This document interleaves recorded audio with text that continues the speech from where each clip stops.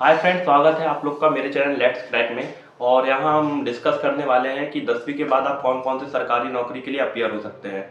तो मेरे हिसाब से one of the best post है एसएससी जीडी की, जिसमें आप लोग आईटीबीपी, बीएसएफ, सीआरपीएफ ऐसे करके बहुत ही सारी पैरा मिलिट्री में जा सकते हैं। और एक परमानेंट जॉब, इसमें ऐसा नहीं होता कि 25% को लेंगे 75% को बाहर निकाल देंगे, ऐसा कुछ नहीं होता। इसमें केवल एक पेपर होता है जिसमें आती है मैथ्स, रीजनिंग, हिंदी, इंग्लिश। और हिंदी इंग्लिश में किसी एक में आपको पेपर देना होता है, या तो आप पूरा हिंदी का दीजिए या तो पूरा आप इंग्लिश के दीजिए। तो ये अच्छा है, बेनिफिशियल है। जिनकी इंग्लिश कमजोर है या जो हिंदी मीडियम से है तो वो वाला पेपर दे सकते हैं।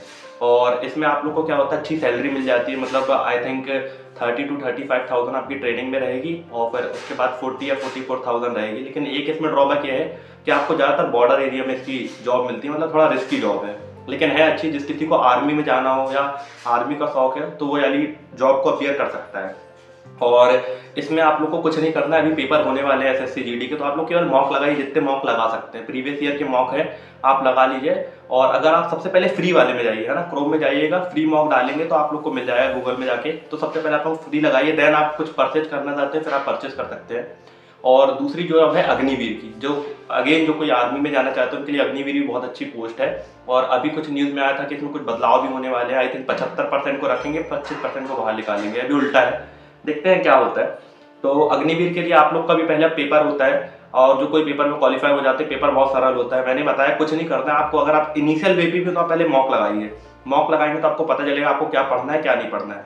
दूसरी चीज, अपनी रनिंग बहुत अच्छी करनी है। अगर आप रोज दौड़ रहे हैं तभी आप ये अग्निवीर निकाल सकते हैं। एसएससी जीडी के लिए भी आपको 5 किलोमीटर दौड़ना पड़ेगा 24 मिनट में।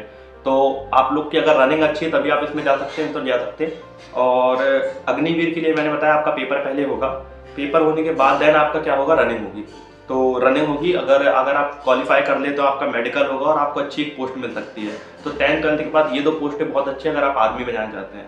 तीसरा चीज़ 12th पास आउट वालों के लिए है। और एक और अच्छी चीज़ है आरपीएफ, है ना, मैंने आरपीएफ नहीं बताया, अभी आरपीएफ भी आने वाली है। तो आरपीएफ के लिए भी आप अगर 10th पास आउट है ना, और अगर आपकी हाइट थोड़ी बहुत कम है तो आप आरपीएफ कांस्टेबल भर सकते हैं। और अगर आपका ग्रेजुएशन हो जाए, तो अभी मैं ग्रेजुएशन की बात नहीं कर रहा हूँ, तो अगर आप आरपीएफ कांस्टेबल बनना चाहते हो, 10th या 12th पास हो तो आप कर सकते हैं।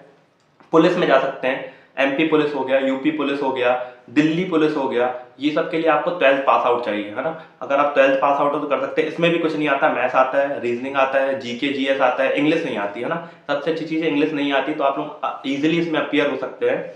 और इसकी रनिंग लेकिन थोड़ा टफ है, दिल्ली पुलिस की थोड़ी रनिंग टफ होती है।